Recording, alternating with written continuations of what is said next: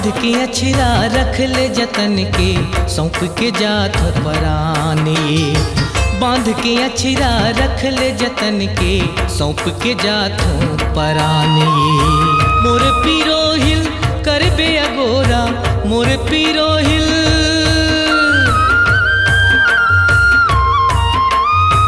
मोर पीरो हिल करबे अगोरा, मोर पीरो हिल करबे अगोरा। आहूं तोरे गाँव रे